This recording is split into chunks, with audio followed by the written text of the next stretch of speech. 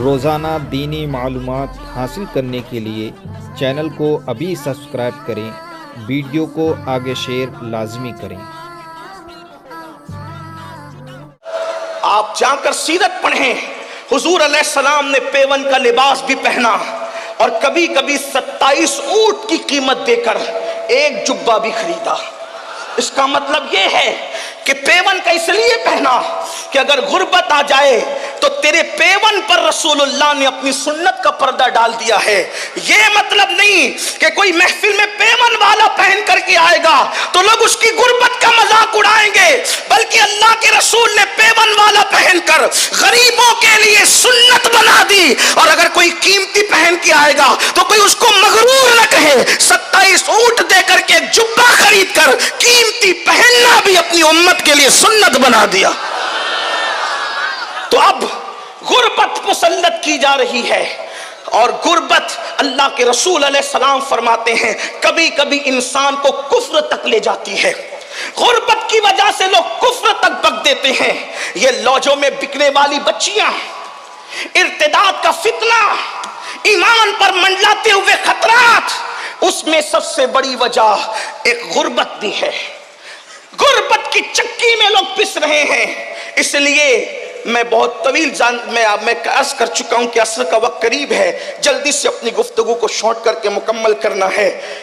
غربت کی چکی میں لوگ پس رہے ہیں، ایمان خطرے میں، عقیدہ خطرے میں، عزت خطرے میں، آبرو خطرے میں، جان خطرے میں۔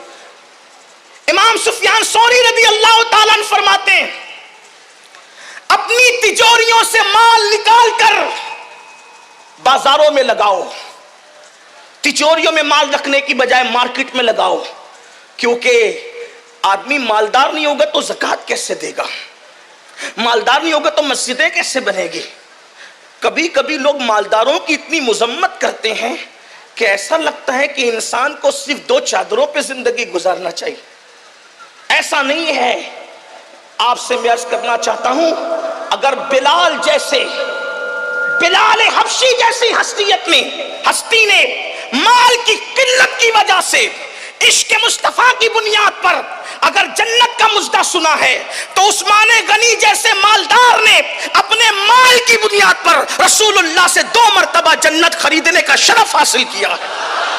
اور یہ بھی شان مصطفیٰ ہے، غریب کو بھیک میں جنت دی اور مالدار کو بیچ کر جنت دی، اور بتا دیا اللہ اکبر کہ میں صرف بانٹنے والا نہیں ہوں بلکہ بیچنے والا بھی ہوں، اور بیچتا وہی ہے جس کو مالک بنا دیا جاتا ہے۔ تو آقا کو عطا اس طرح کیا گیا کہ خالق کل نے آپ کو مالک کل بنا دیا۔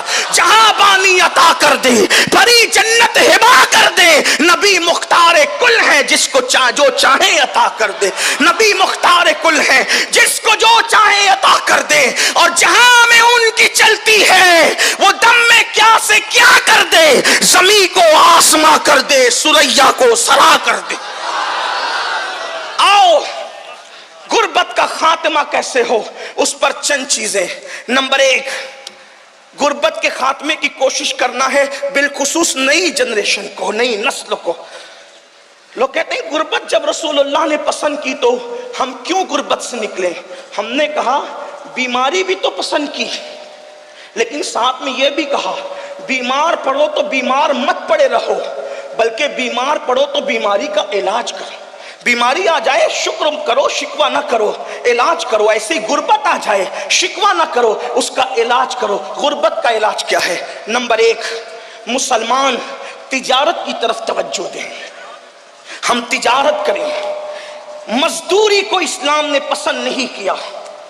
اسلام ہمیں مزدور بنانے نہیں بلکہ اسلام ہمیں تاجر بنانے کے لیے آیا، اسلام ہمیں مالدار بنانے کے لیے آیا۔ آپ کو نہیں پتا اللہ کے رسول کی محنتوں نے اتنا مالدار کر دیا تھا کہ جب بحرین سے حضرت ابو ہریرہ آئے تو بیت المال کے لیے 7 لاکھ درہم لے کر کے آئے اپنے ساتھ۔ تو حضرت ابو ہریرہ کو فاروق اعظم نے ہنس کے کہا، ہنس کر کے کہا کہ ان کی طبیعت میں کچھ بھولا پن تھا، تو ہنس کر کے کہا کہ ابو ہریرہ تو کہتا ہے 7 لاکھ درہم لایا ہے تو تجھے گنتی بھی آتی ہے؟ تو آپ نے غصے میں کہا جذبات کے اندر 1 لاکھ 1 لاکھ 1 لاکھ 1 لاکھ 1 لاکھ 1 لاکھ 1 साथ हुआ तो कहा उतना ही लाया हूं। अबू हुरैरा जैसी हस्ती। उसके बाद फारूक आजम ने उसके बाद अल्लाह अकबर शहरियों को पेंशन का सिस्टम शुरू किया, वजीफे का सिस्टम शुरू किया। कि आज यूरोप के अंदर लोगों को वजीफे दिए जाते हैं, ये किसी की अपनी जाती कमाल की बात नहीं है। अगर शहरों में वजीफे तकसीम होते हैं तो उसमें सबसे पहले शुरू करने वाली हस्ती उमर इब्ने खत्ताब की हस्ती है। एक बात और मुझे यहां बड़ी खूबसूरत याद आई। जब वजीफे तकसीम होने लगे तो आपने जिम्मेदारी दी चंद असहाब को कि लिस्ट बनाओ ताकि मर्तबे के मुताबिक लोगों को वजीफा दिया जाए। तो लोगों ने पहले बदरी फिर ओहद के इसी तरीके से तरतीबवार जो है वो बनाया। फारूक आजम ने देख के कहा ये लिस्ट नहीं है। का फिर फरमाया ऊपर उनका नाम लिखो जो रसूलुल्लाह के खानदान के सबसे ज्यादा करीब है। पहले अहले बैत के नाम लिखवाए और फरमाया जिसका रिश्ता नबी से जितना करीब है उसको उतना ज्यादा हिस्सा दिया जाएगा। और अज़वाजे मुतहरात को साबिक़ून अव्वलून मुजाहिदीन के बराबर वजीफा अता करके बताया कि सहाबा वो थे जिनके दिलों में अहले बैत से नफरत नहीं थी, बल्कि सहाबा तो थे वो जिन्होंने सबसे ज्यादा अहले बैत से मोहब्बत की है। और अहले बैत से जितनी मोहब्बत असहाबे मुस्तफा ने की है 14वीं सदी में कोई उसका तसव्वुर नहीं कर सकता। ये फारूक आजम रज़ी अल्लाह तआला का इश्क़ रसूल था। आपने पहले अपने आका की अहले बैत को सामने रखा। बहरहाल तो मैं अर्ज ये कर रहा था, पहले नंबर पर मुसलमान तिजारत को फरोग दे, तिजारत करें।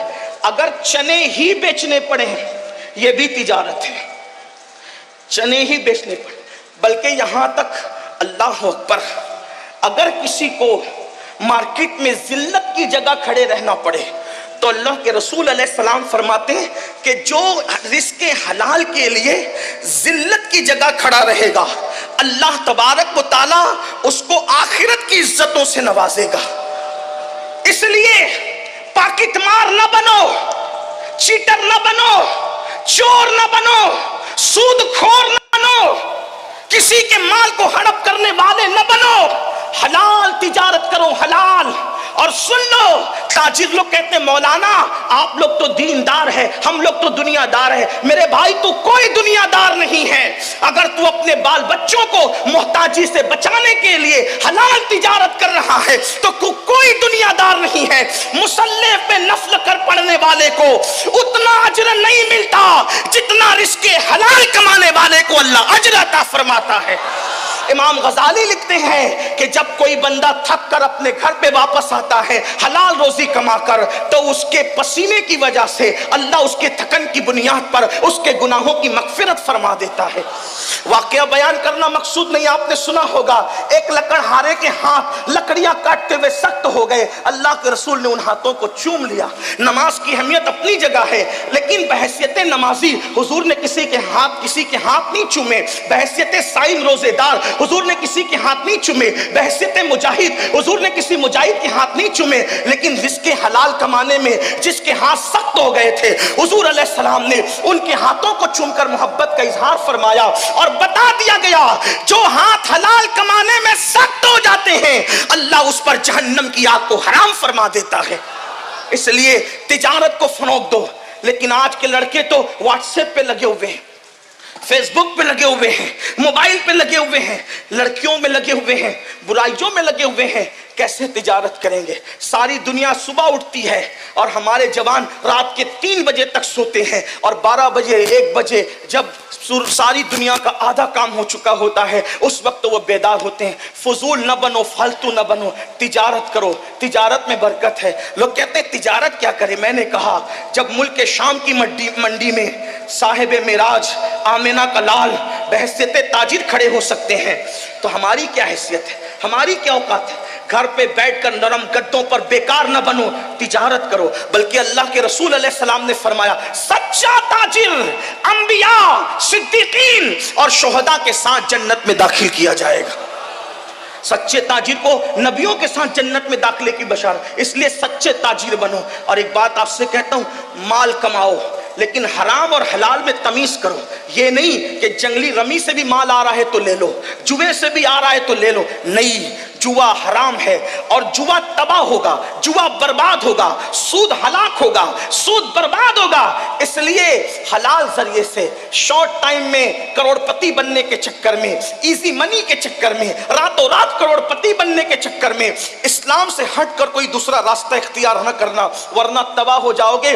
حرام آتا نظر آتا ہے لیکن اس میں برکت نہیں ہوتی. کیا آپ نے بار بار نہیں سنا, اللہ اکبر, سور کے کتنے بچے پیدا ہوتے ہیں, کتے کے کتنے بچے پیدا ہوتے ہیں, لیکن وہ حرام ہے, اس میں کوئی برکت نہیں. ہر دروازے پر نہ سور نظر آتا ہے, نہ ہر دروازے پہ کتا نظر آتا ہے, لیکن اللہ اکبر بکریاں حلال ہے. ہر سال کروڑوں اربوں خربوں کی تعداد میں ذبح ہوتی ہے, اس کے باوجود بھی ہر دروازے پر کم و بیش نظر آتی ہے. وجہ حلال ہے تو اللہ نے اس میں برکت عطا فرمائی ہے. اس لیے حلال کو لازم پکڑو. اللہ اکبر. پہلے نمبر پر تجارت, جلدی جلدی سے گفتگو اینڈ کی طرف جاتی ہے.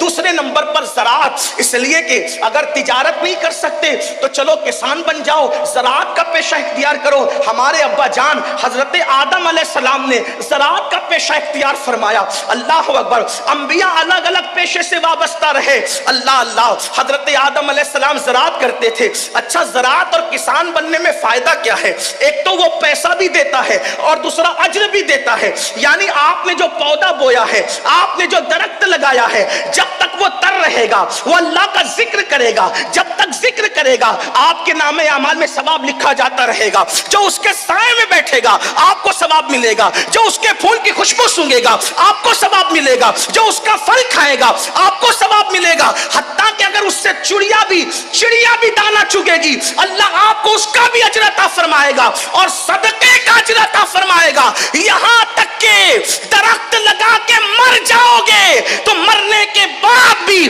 جب لوگ اس سے فائدہ اٹھائیں گے تو اللہ آپ کی قبر میں آپ کو آرام عطا فرمائے گا. پیسے بھی آ رہے ہیں اور اجر بھی مل رہا ہے. یہی مذہب اسلام کی خصوصیت ہے. نمبر 3, تجارت, زراعت, اور اس کے بعد پھر دستکاری, کاراگیری کرو. آج کل لوگ گھر میں بیٹھ کے پیسے کمانا چاہتے ہیں.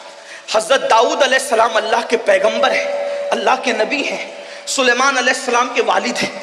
آپ روزانہ بھیس بدل کے نکلتے تھے کہ میں اپنے بارے میں پوچھوں کہ میری کمی کیا ہے. حالانکہ جو بھی نبی ہوتا ہے اس میں کبھی کوئی کمی نہیں ہوتی, کیونکہ نبی کو اللہ کامل و اکمل بنا کر بھیجتا ہے. چاہے اس کا نسب ہو, چاہے اس کا حسن ہو, چاہے اس کا علم ہو, چاہے اس کا تقوی ہو, اس کا بولنا ہو, چلنا ہو, پھرنا ہو, معصوم ہوتا ہے نبی. لیکن جن کے رتبے ہیں سوا, ان کو سوا مشکل ہے. اللہ کے پیغمبر داؤد علیہ السلام جو ہے وہ پوچھتے تھے بھیس بدل کر کہ میں اپنے بارے میں پوچھوں کیا کمی ہے. جس سے ملتے تھے سب کہتے تھے کیا پیغام, کیا انسان ہے, کیا ہستی, سب تعریف کرتے تھے. لیکن آپ مطمئن نہیں ہوتے تھے, کچھ تو ہے, کچھ تو ہے. ایک دن اللہ نے جبریل علیہ السلام کو بھیجا, کہا آپ جاؤ اور بتاؤ, آئینہ دکھاؤ کیا کرنا ہے. حضرت جبریل آئے انسانی شکل میں, ان سے ملاقات ہوگی تو کہا داؤد کیسے؟ کہا آدمی بہت اچھا ہے لیکن اپنے ہاتھ کی کمائی نہیں کھاتا.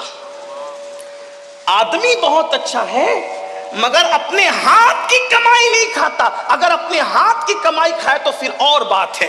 پلٹے روتے ہوئے اور اللہ سے دعا کی, مولا مجھے کوئی ہنر سکھا دے. تو اللہ نے آپ کے ہاتھ میں لوہے کو ایسے نرم کر دیا جیسے عورتوں کے ہاتھ میں آٹا نرم ہوتا ہے, اور اللہ نے ان کو زرہ بنانے کا ہنر سکھایا. بادشاہ ہو کر بھی زرہ بناتے تھے اور بیچ کر کے اپنا جو ہے وہ رزق حاصل کرتے تھے. نبی زرہ بنا سکتا ہے, نبی زراعت کر سکتا ہے, نبی تجارت کر سکتے ہیں. ہمارے اندر کون سے سرخاب کے پر لگے ہیں کہ ہمیں شرم آتی ہے تجارت کے لیے, زراعت کے لیے؟ نہیں, آؤ غربت دور کریں, اور اس کے لیے کچھ اور طریقے. نمبر 1 کہ جو غریب لوگ ہیں ان کی غربت دور کرنے کے لیے اسلام نے زکوٰۃ کا نظام قائم کیا ہے. 2.5% زکوٰۃ اپنے مال سے ہر سال نکالو. آج مسلمان زکوٰۃ چور بھی ہوا ہے, نماز چور بھی ہے, زکوٰۃ چور بھی ہے. 1 پیسہ اگر زکوٰۃ کا بچا کے رکھو گے,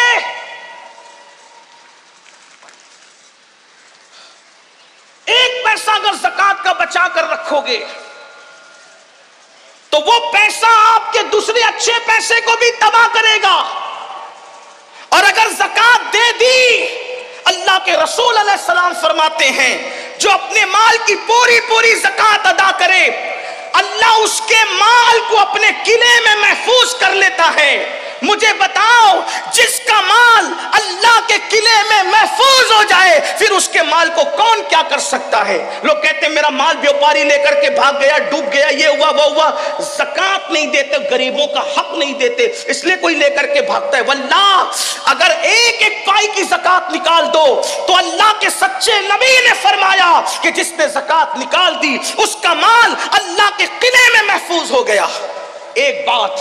دوسری بات، جب زکات نکالو تو زکات کو کوئی سسٹم سے تقسیم کرو. کچھ لوگوں کو تو ہم نے 200 روپے تقسیم کرتے دیکھا. ٹھیک ہے، اس پہ کوئی شرع کا حکم نہیں کہ تملیغ شرط ہے فقیر کے لیے، لیکن آپ سے پوچھتا ہوں کم سے کم ایسا ہو جائے. علماء کرام بیٹھے ہوئے، صرف اپنی اصلاح کی خاطر مشورہ دے رہا ہوں، آپ کی مشورہ ہے میرا کہ اپنی زکات کو 3 حصوں میں تقسیم کریں اگر ہو سکے تو. نمبر 1، ایک حصہ اپنے رشتہ داروں میں تقسیم کریں. نمبر 2، ایک حصہ عام مسلمانوں میں تقسیم کریں. اور نمبر 3، ایک حصہ مدارس دنیا میں تقسیم کریں. اس سے یہ ہوگا کہ آپ کے رشتہ داروں کی غربت بھی دور ہوگی، عام مومنوں کی غربت بھی دور ہوگی، اور جو مدارس اسلامیہ جو دراصل ہمارے مذہب کی جان ہے، اللہ کے رسول علیہ السلام نے فرمایا العلم حیات الاسلام و عماد الدین، کہ علم اسلام کی زندگی ہے اور دین کا ستون ہے.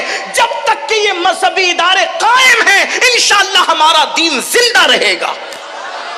اس لیے ان کو بھی مضبوط کرنا ضروری ہے. لیکن اس کے لیے تھوڑی گزارش اتنی ہے کہ جہاں دے رہے ہیں وہاں آنکھ کھول کر کے دیکھو کہ کام ہو رہا ہے کہ نہیں ہو رہا ہے.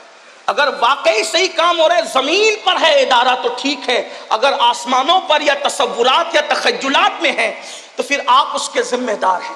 کچھ لوگوں کا حال یہ ہوتا ہے کام نہیں دیکھتے بلکہ جہاں نام ہوتا ہے وہاں دیکھتے ہیں، پھر چاہے وہ صحیح جگہ ہو چاہے غلط جگہ. اس میں بھی مجھے ایک بات یاد آتی ہے، دراصل پھر آپ کا بلکہ ہم بولنے والوں کا بھی کیا قصور. ایک شخص حضرت محبوب الہی کے پاس ہے، نظام الدین اولیاء، کہ حضور میری زکات ہے اور آپ میرے مرشد ہیں، آپ نیک اللہ والے، جس کو چاہے دے دیں. لیکن وہ بھی اللہ والے تھے، وہاں لے کر کے جھولی میں ڈالنا تو تھا نہیں، انہوں نے ہاتھ میں نہیں لیا. فرمایا بیٹا خانقاہ کے سامنے جا، پہلا جو بندہ نظر آئے گا اس کو دے دینا. تو دے دیا. وہ محبوب الہی کے بڑے نیک اور متقی مرید تھے. تو دوسرے کو رشک آیا، ارے اس کی زکات تو بڑی صحیح جگہ گئی. تو دوسرا بھی لے کر کے آیا، سرکار میری بھی قبول کرے. میں جا پہلے خانقاہ کے دروازے پہ جو پہلے دکھے دے دینا. ایک شرابی ڈولتے ہوئے آ رہا تھا، حضرت کا حکم تھا، دے تو دیا، منہ اتار کے آیا. کہا سرکار اس کی ایسی جگہ میری ایسی جگہ. آپ نے مسکرا کے کہا بیٹا میرا قصور کیا ہے، جیسا مال تھا ویسے کے پاس پہنچ گیا. بس اپنی زکاتوں کا بھی یہی حال ہے، جیسے کماؤ گے ویسے جولی میں جائیں گے. اگر حلال کماؤ گے تو اچھے ہاتھوں میں پہنچے گی. یہ تو زکات کا معاملہ ہو گیا.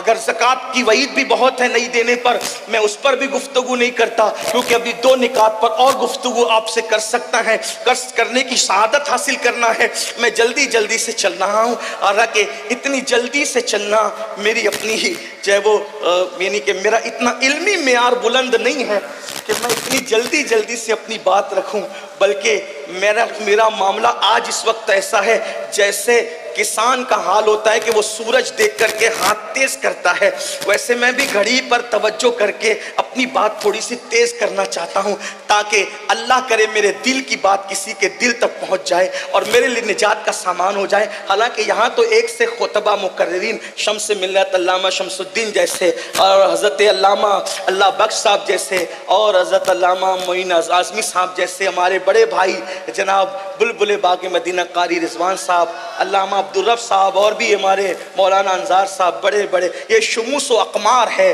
علوم و معارف کے، یہ یہاں جلوگر ہیں. ان کی موجودگی میں میرا بولنا ایسا ہی سورج کو چراغ نہیں، سورج کے سامنے اگربتی جلانے کے برابر ہے. لیکن میں بات جلدی سے پوری کرنا چاہ رہا ہوں. تو غربت کے لیے ایک تو زکوٰۃ ہو گئی. دوسری چیز آج مسلمانوں کی فکر یہ بن گئی کہ زکات ہی میں سب نپٹانا چاہتے ہیں 2.5% میں، اس کے لیے بھی زکات لے لو، اس کے لیے بھی زکات لے لو، اس کے لیے بھی للہ رقم بھی تو نکالو، صدقہ نفلی صدقہ بھی تو نکالو۔ حدیث پاک میں آتا ہے تمہارا نفلی صدقہ جب تم کسی کو دیتے ہو، نفلی زکات تو مستحقی کو دی جائے گی ورنہ ادا نہیں ہوگی، لیکن نفلی صدقہ سب کو دیا جا سکتا ہے۔ جب ہم نفلی صدقہ دیتے تو اس کی فضیلت یہ ہے کہ جس کو نفلی صدقہ دیتے ہو اس کے ہاتھ میں بعد میں آتا ہے، پہلے وہ اللہ کے دست قدرت میں پہنچتا ہے۔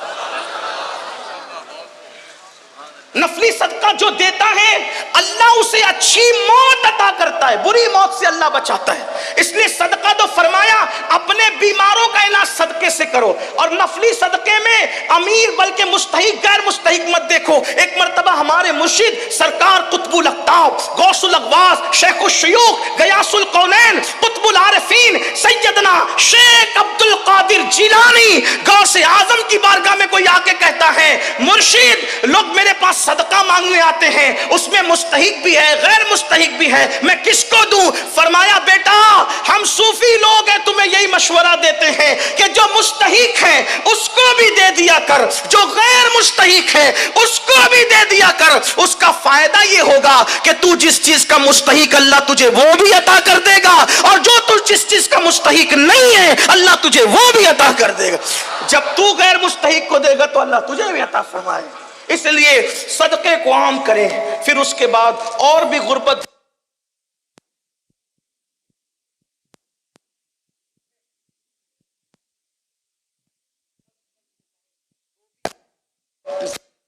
خربوں میں نکلے گی، خربوں میں، لیکن بس صحیح تقسیم کی ضرورت ہے۔ خدا کرے اللہ ہماری قوم کو شعور دے۔ دوسرا مسئلہ ہے جہالت۔ جہالت ہر برائی کی جڑ۔ جاہل جو کرے گا اس کی توقع آپ کسی سے نہیں رکھ سکتے۔ پہلی بات، پہلے جہالت کی تعریف سن لیں۔